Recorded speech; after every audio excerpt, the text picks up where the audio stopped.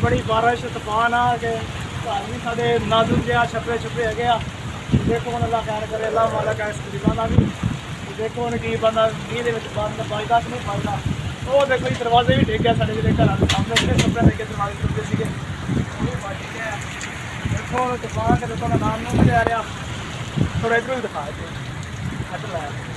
ये देखो सारा कुछ डिग टूट गया, छपरे छुपरे बड़े।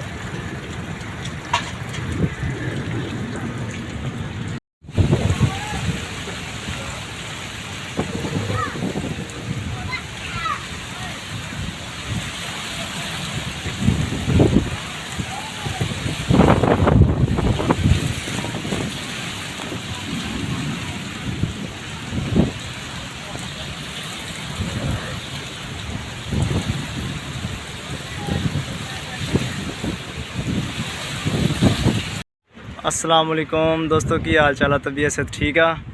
अच्छा यार, अज भी बड़ा ही गंदा तूफान आया वा तो बहुत ही नुकसान कर गया साढ़ा। फिर तो ईद भी आने वाली सी तो उतों टेंशन भी आ, महंगाई भी आ, खर्चे भी आ। तो देखो जी फिर साढ़ा इन्ना बड़ा नुकसान कर गया। देखो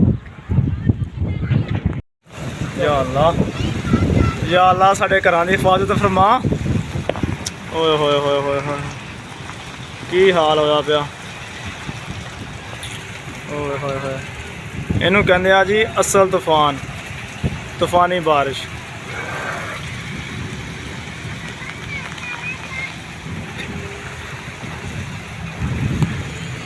फेमस मैं होना को नहीं, मैं सड़ जाना मेरा। ये देखो जी मींह दे विच की हाल हो गया साढ़े घरां दा। ओए होए होए तौबा तौबा, बड़ा जहरीला तूफान सीगा। ओए होए होए बच गए तुसी? नहीं बचे? ओए होए होए अन्नी गप, बड़ा पानी खड़ा हो गया।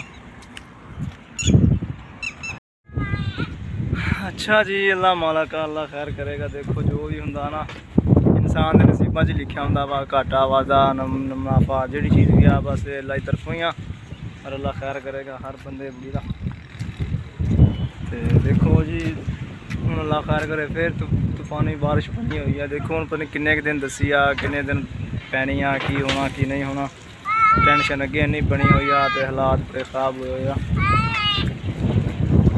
तो ईद भी माशाअल्लाह यानी कि सारे छपरे वगैरह डेग डूब गई है। देखो हम की बनेगा की नहीं बनेगा। छपरे तो साढ़े पूरे सुरे आ, अल्लाह खैर करे। एक झटका मार गया वा तूफान, हम दूसरे झटके के देखो की बनता तो की होंदा की नहीं होंदा। ये हम अल्लाह बेहतर जानता वा। देखो अल्लाह खैर करे की होंदा की नहीं। चलो जी जो नसीबा च होया, नुकसान आ या मुनाफा वा या घाटा वा या वादा, जो नसीबा च होया अल्लाह मालिक है, जो भी होएगा अल्लाह खैर करेगा और अल्लाह चंगी करेगा। ये देख लो जी सारा कुछ डिग्या पिया वा, शाम का टाइम होया पिया वा। ये देखो साढ़े खिड़के वगैरह, साढ़े छपरे वगैरह सारे सुट के चल गया वा। ये देखो जी, चलो अल्लाह मालिक अल्लाह खैर करेगा, जो भी होएगा अल्लाह खैर करेगा।